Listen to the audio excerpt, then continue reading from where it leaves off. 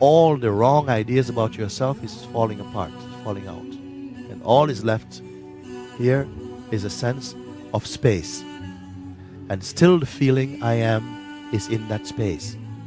Still the feeling I exist is in that space. This is the grand discovery. Because what we are afraid of losing is you're afraid of losing consciousness. More than you're afraid of losing the body. You're aware of the sense of existence, I am. This is natural. The feeling I am. Ordinarily, we're taking the feeling I am to be a person, to be unique or distinct, to be male or female. But really it is not that. The body is male or female. The body was born. The body grows and evolves and changes. And the I am tastes all these changes through the body. But the I amness itself, is it a body? The feeling of presence in the form that you take to be yourself, that you call I. When you say I, it is referring to presence. But somehow this presence gets associated very strongly with the body through conditioning and education, and then the presence is taking itself to be the body. Then it says, I was born in this year and I went to school here, these are my friends, this is my family, my past was like this, my future will be like this. It speaks like that. So it is hanging out in the modification of being a particular person. But really, strictly speaking, it is not a person. I wonder if you see this. So gradually, through these type of investigations, it is recognizing itself again. That I am not what I have been taught I am. Because I can observe these qualities. And the moment there is observing, there's a sense of distance. If there's no distance, there cannot be any observing. If it can be observed, there's already some space, some distance. And that space will be felt as peace and joy. Because you are not caught in the trap that you are the thing that you are observing.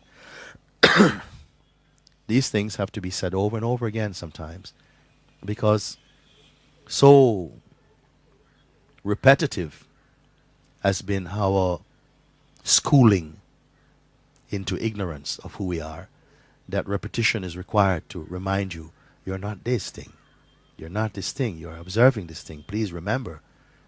What you're observing effectively is presented as a phenomenon. You cannot be that. That which is observing everything is capable of observing everything. Any form. Also it can observe physical forms, elemental forms. And the same power is able to observe subtle forms of feelings and sensation. It doesn't have to change itself to now look at emotions. It's the same thing as looking at emotions. Looking at the sense of time or space. The same thing looking at objects. The same thing looking at angelic beings. The same power, the same observer is doing it. Can this observer itself be observed? This is a question. Can it be seen? The sense of the observer feels totally intimate for you. More closer than intimacy, as I said before. Like your own self. You're observing. You feel I am observing everything else. But if you are observing with self-interest, then it means that that observing is not completely pure.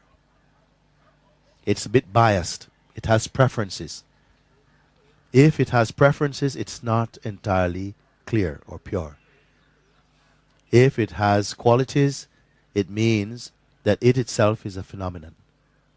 And a deeper seeing, free from association with quality, is able to perceive this.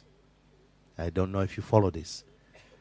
This line of questioning is the most important thing. Because what will happen and what is happening as you look like this, all the wrong ideas about yourself is falling apart, falling out.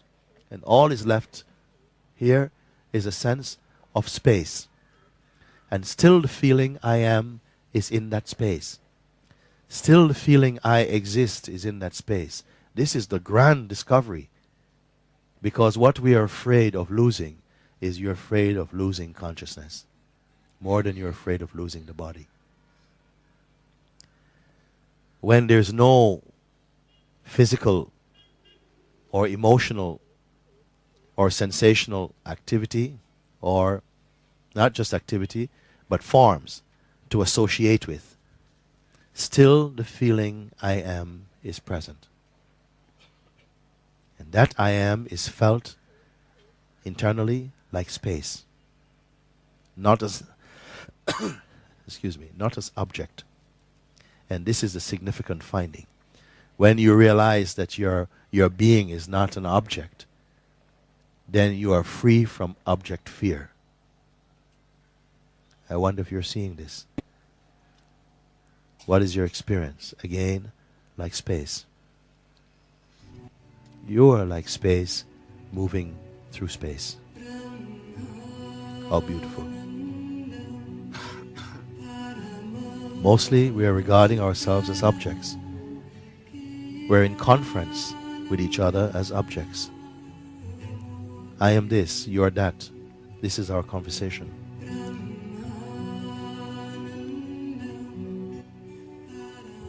That's why it's called awakening. You see, wake up from this dream, this hypnosis. You are what you are seeking.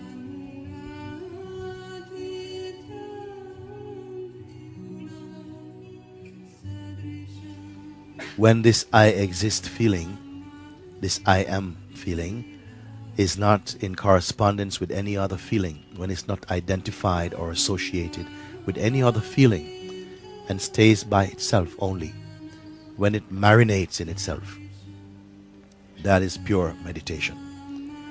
It means like this, only peace will prevail, space and joy. This is what is the fragrance coming out of that. And this most noble principle, the feeling I am, you said also, very smoothly, you say, something is aware of even this feeling, I am. So if there is awareness of I am itself, then that awareness must also be subtler than I am.